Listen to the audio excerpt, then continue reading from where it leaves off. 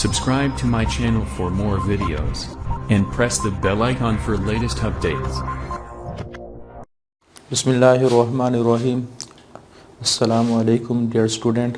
आज का जो हमारा टॉपिक है उसमें हमने वायरल डिजीज़ को डिस्कस करना है जो वायरस की वजह से होती।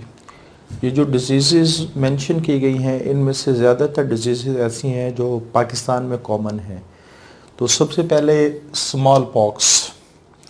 अच्छा, स्मॉल पॉक्स किसी भी डिज़ीज़ को डिस्कस करने से पहले हम ये बात लाजमी डिस्कस करेंगे कि वो डिज़ीज़ किस वायरस की वजह से होती है और उस वायरस के एक दो करैक्टर को भी डिस्कस किया जाएगा। जैसे फॉर एग्ज़ाम्पल जब हम स्मॉल पॉक्स की बात करते हैं तो इसका जो कॉजेटिव एजेंट है वो वायरस है और उस वायरस का नाम है पॉक्स वायरस। ये अपने जहन में रखना है कि पॉक्स वायरस का एक ग्रुप है जिसकी वजह से ये स्मॉल पॉक्स होती है। और इस पॉक्स वायरस की खासियत है इसका न्यूक्लिक एसिड डीएनए है और ये इन्वेलप है। इन्वेलप से क्या मुराद है कि जब ये सेल से बाहर आता है, होस्ट सेल से, तो सेल मेम्ब्रेन में लिपट के बाहर आता है।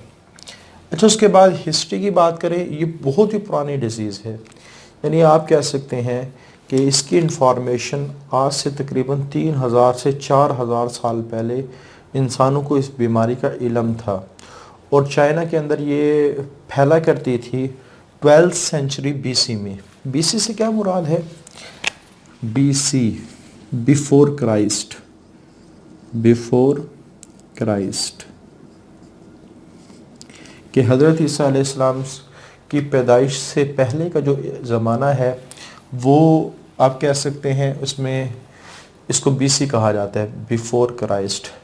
तो 1200 साल पहले हज़रत ईसा अलैहिस्सलाम से पहले ये बीमारी चाइना में फैलती थी एज ए एपिडेमिक। एपिडेमिक का मतलब है जो वबा की शक्ल में फैले, जो एक जगह तेज़ी से फैले, वो एपिडेमिक डिजीज़ कहलाती। तो बहुत पुरानी डिजीज़ है। हज़रत ईसा अलैहिस्सलाम को दुनिया से रवाना हुए, यानी रवाना से क्या मुराद है, जब अल्लाह ताला ने उनको आसमान पे उठाया तकरीबन 2018 साल हो चुके हैं। 2018 साल हो चुके हैं और 2018 का आज तकरीबन आधे से ज़्यादा साल 2019 का तकरीबन आधे से ज़्यादा साल गुजर चुके हैं। तो 2018 सपोज ये और 1200 साल ये, तो तकरीबन ये 3-3.5 हज़ार साल बनते हैं।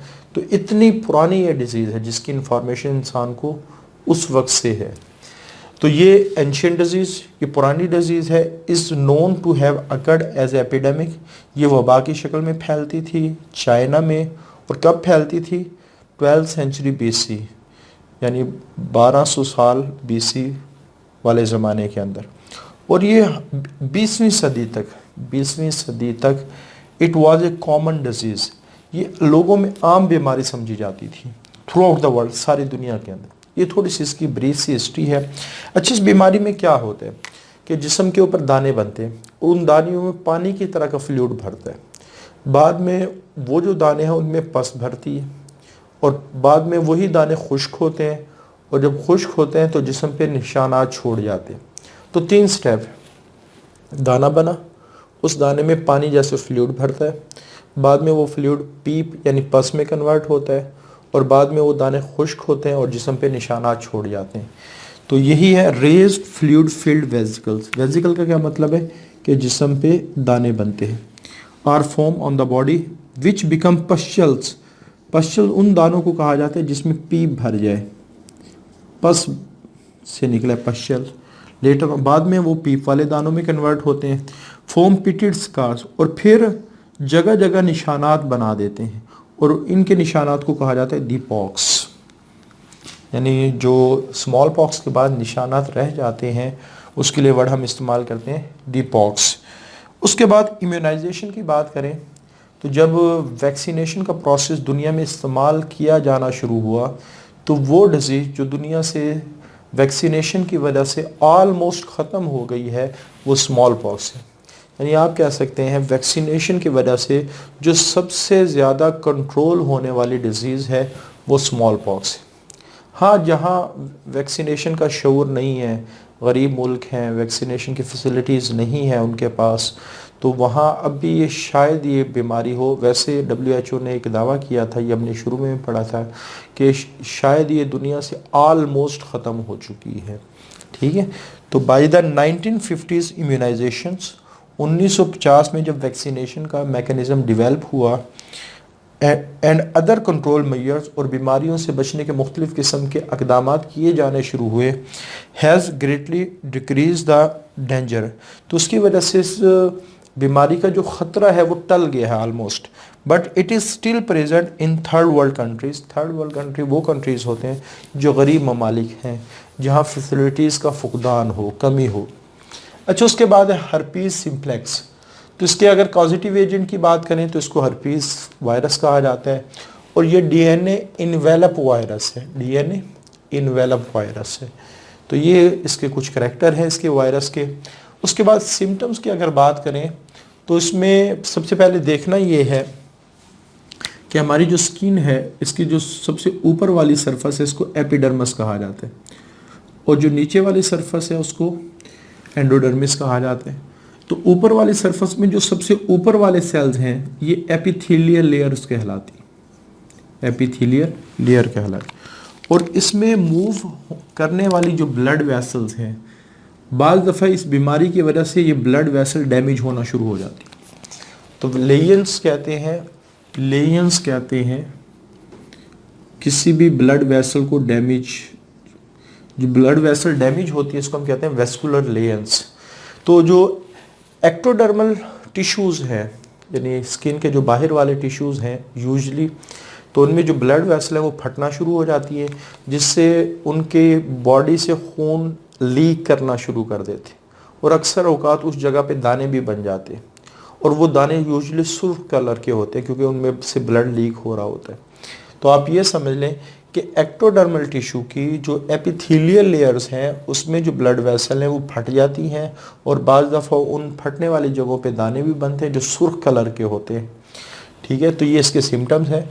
और स्किन चूँकि पूरी बॉडी पे मौजूद है तो पूरी बॉडी का कोई भी पोर्शन इफ़ेक्टेड हो सकता है, लेकिन ये डिज़ीज़ ज़्यादातर हमारे चेहरे के ऊपर अटैक करती है, और चेहरे में भी जो लिप्स वाला पोर्शन है इस पर यह ज़्यादा अटैक करती है। तो आप कह सकते हैं most commonly disease occur on mouth, particularly lips, और अदर जो स्किन साइड है ये भी इफ़ेक्टेड हो सकती हैं। तो इसमें क्या होता है कि एक्टोडर्मल टिश्यू की जो एपिथेलियल लेयर्स हैं, जो सबसे बाहर वाली लेयर्स हैं, उनमें जो ब्लड वेसल है वो फटना शुरू हो जाती है, कुछ दाने निकलना शुरू हो जाते हैं जो सुर्ख कलर के होते हैं। तो ये हर्पीज़ सिम्प्लेक्स है। अच्छा, उसके बाद इन्फ्लुएंजा, नॉर्मली इसके फ्लू कहा जाता है, बड़ी कॉमन सी डिजीज़ है, और ये जिस वायरस की वजह से होती है वो इन्वेलप्ड RNA वायरस है। अच्छा, अपने जहन में रखना है कि सबसे पहले इन्फ्लुएंजा, जो नज़ला ज़ुकाम वगैरह, ये कॉमन डिजीज़ ऑफ ह्यूमन, आम सी बीमारी है, तकरीबन हर शख्स इससे गुजरा होता है अपनी ज़िंदगी में। अगर इन एपिडेमिक फॉर्म यूजुअली वबा की शक्ल में फैलती है। आपने अक्सर ऑब्ज़र्व किया होगा जब नज़ला ज़ुकाम किसी एक घर के फ़र्द को लगता है, जब तक वो पूरा घर मुब्तला उसमें नहीं होता वो घर की जान ही नहीं छोड़ता। आम तौर पे ये देखने में आया है कि ये जो नज़ला ज़ुकाम है एक शख्स से दूसरे शख्स में ईज़िली ट्रांसफ़र हो रहा होता है। उसके बाद मोस्ट कॉमन सिम्टम्स आर, इस बीमारी के जो कॉमन सिम्टम है वो हाई फीवर, बुखार तेज़ होता है, रनी नोज़, नाक बहना शुरू होती है, सोर थ्रोट, गले की खराश, उस मस्कुलर पेन, जिस्म में दर्द, हेडेक, सर में दर्द, ये सारी अलामात बाज़ दफ़ा इस इन्फ्लुएंजा या फ्लू की हमें नज़र आती हैं। सिम्टम्स में भी माइल्ड, और बाज़ दफ़ा आपने देखा होगा कि जब नज़ला ज़ुकाम होता है हम इजीली वर्क कर रहे होते हैं, और बाज़ दफ़ा इसके शिद्दत के इतने सिम्टम होते हैं कि हमें फिर आराम करना पड़ता है। तो इसके जो सिम्टम है माइल्ड टू सीवियर, कि बहुत हल्के भी हो सकते हैं कि इजीली बंदा काम कर सके, सीवियर बहुत सख्त किस्म के भी हो सकते हैं। अच्छा, उसके बाद मम्स एंड मीज़ल्स, ये एक ऐसी बीमारी है जो तकरीबन हर शख्स इन बीमारियों को जानता है। मम्स कहते हैं कनपेड़ को, यानी यहाँ शायद आपने ऑब्जर्व भी किया हो कि इस जगह एक बहुत बड़ा उभार सा निकलता है बिल्कुल कान के नीचे, इसको इस वजह से इसको उर्दू में कनपेड़ भी बोलते हैं, उभार सा निकलता है। और मीज़ल कहते हैं खसरे को, जो आप लोगों ने सुना भी होगा कि बड़े कॉमन डिजीज़ है खसरा। तो दोनों का ग्रुप एक ही है, पैरामिक्सो वायरस। और ये बड़े बड़े वायरसेस का एक ग्रुप है, ये लार्जर वायरस का एक ग्रुप है। और यूजली ये आरएनए वायरस है और ये इन्वेलप है। अच्छा, आगे कुछ अलग-अलग पॉइंट भी अपने जहन में रखने। मम्स हाईली कंटेजियस है। कंटेजियस का मतलब क्या होता है कि ये छूत की बीमारी है।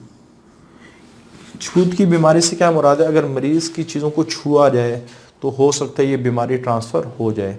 तो ये छूने से, पास बैठने से भी ये बीमारी ट्रांसफ़र हो सकती है। कंटेजियस डिजीज़ है, वाइड स्प्रेड, तेज़ी से फैल सकती है, ठीक है। सेल्डम फैटल, लेकिन ख़तरनाक नहीं है। सेल्डम बहुत कम, फैटल ख़तरनाक, ये बहुत कम ख़तरनाक है। उसके बाद 60% आर इम्यून, और दुनिया में तकरीबन 60% लोग तो ऐसे हैं जिनको ये बीमारी कभी होती नहीं है। वजह क्या है, उनके बॉडी में पहले से ऑलरेडी नेचुरली उनकी बॉडी में इम्यूनिटी मौजूद होती। तो ये 4 पॉइंट अपने मम्स के बारे में अलहदा याद रखने हैं कि हाईली कंटेजियस है, छूत की बीमारी है, छूने से, चीज़ों को इस्तेमाल करने से फैल सकती है, वाइड स्प्रेड, तेज़ी से फैलती है, बट सेल्डम फैटल, लेकिन ख़तरनाक नहीं है। 60% आर इम्यून टू इट, और तकरीबन 60% लोग ऐसे हैं जिनके अंदर पहले ही क़ुव्वत मुदाफ़ियत होती है, ये उस बीमारियों को बीमारी नहीं कर पाते। मीज़ल्स, अच्छा मीज़ल्स, जब भी हम बात करते हैं मीज़ल्स की तो फ़ौरन ज़हन में आते हैं कि बच्चों को खसरा होता है, क्योंकि ये ज़्यादातर बच्चों में ही अटैक करती है। हालांकि अगली बात जो बुक में लिखी है, एडल्ट्स आर इक्वली ससेप्टिबल हसास को कहा जाता है, जिस पे आसानी से अटैक हो सके। तो ये बीमारी बड़े लोगों पर भी अटैक कर सकती है, लेकिन हर बीमारी की खुसूसियत होती है कि वो एक मखसूस एज के लोगों में और जिस्म पे एक मखसूस जगह ज़्यादा अटैक कर रही होती है। तो मीज़ल भी उसी तरह की बीमारियों में से है कि ये बड़ों को भी इफ़ेक्ट कर सकती है और बराबर का इफ़ेक्ट कर सकती है। ये नहीं कि बड़ों में चांस कम होता है, बड़ों में भी चांस उतना ही होता है जितना बच्चों में है, लेकिन इसकी नेचर ये है, ये बच्चों को ज़्यादा इफ़ेक्ट कर रही होती है। तो इस वजह से इसको कहा गया है it is most common disease of childhood, बचपन की बीमारी है। Adults are equally susceptible. हाँ, जो बड़े लोग हैं, एडल्ट्स हैं, जो 18+ है, एडल्ट का वर्ड जब भी आएगा तो आपने समझ जो 18 साल की उम्र को पहुंच जाए वो एडल्ट कहलाते हैं, उस पर भी आसानी से अटैक कर सकती है। उसके बाद ये अपने विक्टिम से क्या मुराद, अपने मरीज में जाते हुए इम्यूनिटी डेवलप करती है। इस वजह से आपने ये सुना होगा कि खसरा जो है वो सारी ज़िंदगी में एक ही दफ़ा होता है, और जब वो एक दफ़ा हो जाता है फिर दोबारा उसमें कभी, वजह क्या है कि जब वो खसरा बॉडी से बाहर निकलता है, यानी इंसान उस बीमारी से रिकवर होता है, तो जाते हुए उसकी बॉडी में क़ुव्वत मुदाफ़ियत पैदा करके जाता है। इस वजह से दोबारा उसको वो बीमारी कभी नहीं होती। अच्छा, उसके बाद आखिर में जो बहुत ही ख़तरनाक बीमारी है, जो हमारे CNS के उन हिस्सों को इफ़ेक्ट करती है जो मसल को कंट्रोल करते हैं, हमारे स्केलेटन को कंट्रोल करते हैं। इस वजह से आपने देखा होगा जिनको पोलियो की बीमारी है उनकी टांगें माजूर हो जाते हैं, उनकी टांगें सही तरह काम नहीं कर, वो लंगड़े हो जाते हैं। वजह क्या है, क्योंकि ये हमारे ब्रेन के उन हिस्सों को डैमेज करते हैं जो हमारी मूवमेंट से रिलेटेड हैं, और मेंटली रिटार्डेड हो जाते हैं कि उनकी जहनी सलाहियत काम नहीं कर रही होती। तो ये पोलियो, इसका पूरा नाम क्या है, पोलियोमाइलिटिस। इसका कॉजेटिव एजेंट है जो आपने बाकियों से थोड़ा सा ज़्यादा बुक में लिखा हुआ है कि ये पोलियो वायरस है, सारी दुनिया में ये वायरस पाया जाता है। इस वजह से सारी दुनिया के अंदर इसकी वैक्सीन आम है। और सबसे छोटा वायरस है according to your book, RNA with spheric, इसमें RNA है, लेकिन इसका जो कोट है, ये इन्वेलप की बात नहीं हो रही, कोट की बात हो रही है, क्योंकि सबसे पहले न्यूक्लिक एसिड, बाहर प्रोटीन कोट, और उसके बाहर सेल मेम्ब्रेन अगर लिपटी हो फिर वो इन्वेलप वायरस कहलाता है। तो ये इसके प्रोटीन कोट की बात हो रही है कि ये स्फेरिकल कैप्सिड होता है, यानी इसका जो कैप्सिड है वो गोल होता है और अंदर, और ये नॉन इन्वेलप वायरस है कि इसमें इन्वेलप नहीं होता। ऑनसेट ऑफ डिजीज़, ये भी ऑनसेट का मतलब है शुरू होना। ये डिज़ीज़ यूजली बचपन में ही ज़्यादा इफ़ेक्ट करती है। जैसे अभी हमने ऊपर डिस्कस किया, बाज़ बीमारियाँ ऐसी हैं जो बड़ों को भी इफ़ेक्ट कर सकती हैं, छोटों को भी इफ़ेक्ट, लेकिन ज़्यादा कॉमनली किसको इफ़ेक्ट कर रही होती हैं, छोटों को कर रही होती हैं। लेकिन प्राइमरी इन्फेक्शन अगर एट एज, कि किस उम्र के बच्चों को इफ़ेक्ट करेगी या किस उम्र के बड़ों को इफ़ेक्ट करेगी, ये डिपेंड करता है सोशो इकनॉमिक फैक्टर, कि वो उसका मुआशरा किस किस्म का है। जैसे बाज़ मुआशरों के अंदर, ठीक है, यानी इतनी ज़्यादा गुर्बत होती है कि वो वैक्सीनेशन का जो प्रोसेस है, हालांकि पूरी दुनिया में बिल गेट्स ने वैक्सीनेशन पोलियो की फ्री की हुई है, लेकिन उस पोलियो को पिलाने का जो अमल है, पोलियो के कतरों के जो पिलाने का अमल है, उसके लिए भी तो पैसा रिक्वायर होता है ना। तो वो बाज़ ममालिक इतने ज़्यादा आप कह सकते हैं गरीब ममालिक होते हैं कि वो इस पैसे को भी अफोर्ड नहीं कर पा रहे होते। ठीक है, एक मुआशरे के अंदर, ठीक है, मीडिया इतना आम नहीं होता, इस वजह से वो लोग अभी तक इतने ज़्यादा वेल एजुकेटेड नहीं है कि वो इस वैक्सीनेशन के प्रोसेस को अच्छी तरह परफॉर्म कर सकें। और इकोनॉमिक फैक्टर, ये भी माली हालात को रिप्रेजेंट करती है, मुआशरती, सोशल फैक्टर, मुआशरती हालात, इकोनॉमिक फैक्टर, ये भी। अब वो लोग जो वैक्सीनेशन नहीं इस्तेमाल करते या उनके पास इतने पैसे कम है कि वो साफ़ सुथरा नहीं रह सकते, सफाई का ख़ास ख्याल नहीं रख सकते, तो ऑटोमेटिकली उनके अंदर इस डिज़ीज़ का जो अटैक होने के चांस है वो ज़्यादा होता है। तो बहरहाल कि ज़्यादातर बच्चों को अटैक करती है, लेकिन बच्चों में किस उम्र में अटैक ज़्यादा होगा ये डिपेंड करता है वो मुआशरा किस किस्म का है, वहाँ के लोगों की माली हालात क्या है, क्योंकि ये दोनों बड़े फैक्टर हैं जो लोगों की हेल्थ से रिलेटेड है, मुआशरती फैक्टर और माली फैक्टर। तो ये हमारा आज का टॉपिक है, ये वो डिजीज़ हैं जो पाकिस्तान में ज़्यादा कॉमनली है। अब इसके बाद एक और हमने ग्रुप डिस्कस करना है वायरसेस का, जिसको रेट्रोवायरसेस कहते हैं, और रेट्रोवायरसेस एक बहुत ख़तरनाक डिजीज़ करता है एड्स, उसको अगले लेक्चर में डिस्कस करेंगे। आज के लिए इतना ही, अल्लाह हाफिज़। Subscribe to my channel for more videos and press the bell icon for latest updates.